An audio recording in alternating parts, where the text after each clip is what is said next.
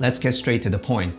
If you want to film on a sunny day at 800 ISO, which is the native ISO for the Sony A7IV in SLog3, and you want to film at anything lower than f2.8, you need a 9 or even 10 stops of ND filter. If you don't have such a strong ND, your highlights are going to be clipped and you will lose a lot of information in the brighter part of the image. In the past months, we tested a couple of different variable ND filters from Polar Pro and K&F Concept, but we're not sponsored by any one of them. We actually bought the filters. We found that if we want to film at f1.8 or lower during daytime, not even on a super sunny day, we couldn't protect the highlights even with a 5 stops of ND. We talked about the filter we finally decided to keep in our previous video, the K&F Concept 1 to 10 stops variable ND.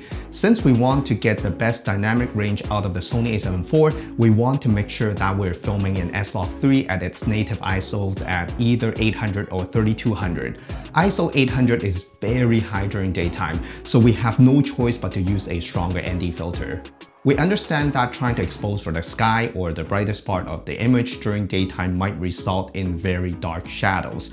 We're not experts and our tests are not scientific, but in a real-life usage test, we are able to lift the shadows without having too much noise, which is very impressive. If you don't use a strong ND filter, you have to either stop down your lens to something like f4 to f8, so you will lose the subject isolation, or you can use a lower ISO and you will lose the dynamic range.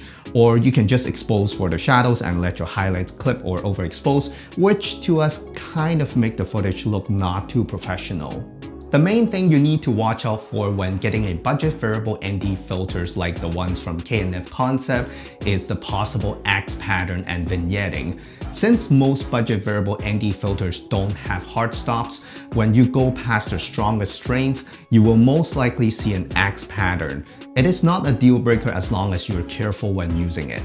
Another thing is most variable ND filters don't have any filter thread in front of the filter because the front glass spins when you are adjusting the ND level, so you will most likely not be able to mount any other filters or matte box in front of the variable ND.